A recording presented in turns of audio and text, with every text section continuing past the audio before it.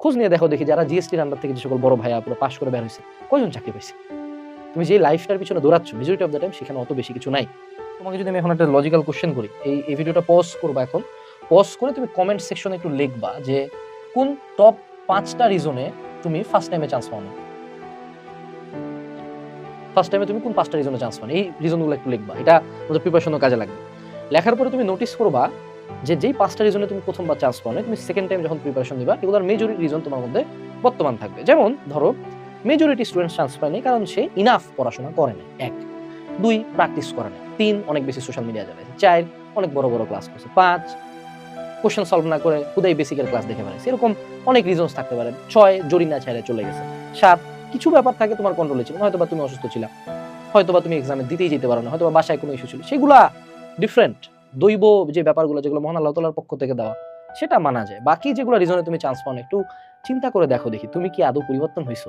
তোমার কেন মনে হয় যে মানুষটা তুমি প্রথমবার 2 বছর এইচএসসির পড়াশোনা করলা, 6 মাস অ্যাডমিশনের জন্য পড়লা, কোথাও চান্স পাইলা না, কেন তোমার মনে হয় যে হঠাৎ করে সেকেন্ড টাইমে তোমার মধ্যে ভাস্কো দা গামার আত্মা চলে আসবে, তুমি 14 ঘন্টা পড়াশোনা করবা, প্রতিদিন 1000-2000 কোশ্চেন সলভ করবা? কেন মনে হয় এটা?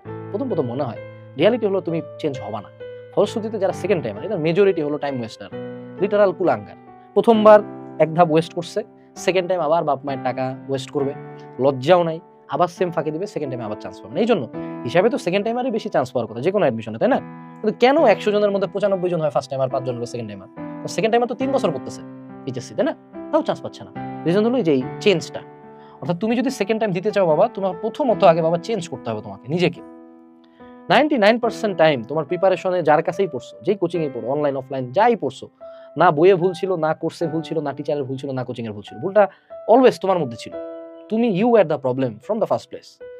তো তুমি যদি এটা চেঞ্জ না করতে পারো, তোমাকে আমি যত প্রিপারেশন ভিডিও দেই যে ভাইয়ার কাছেই আবার ভর্তি হও, আমার কাছে ভর্তি হও, যার কাছে ভর্তি হও, জীবনে চান্স পাও না, জীবনে না।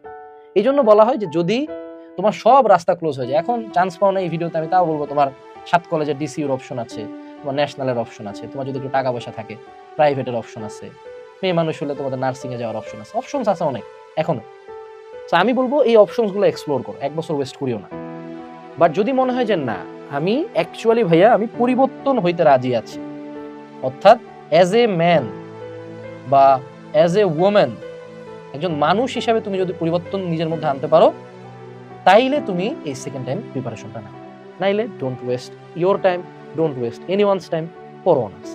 কারণ দেখো তুমি যে ধরো কোনো ভার্সিটির জন্য, সেটা তুমি জিএসটির একটা সিটের জন্য পাগলা হয়ে দৌড়াচ্ছ, ভাবতেছো যে ডিসিউতে করে কি হবে, মনে করতেই পারো।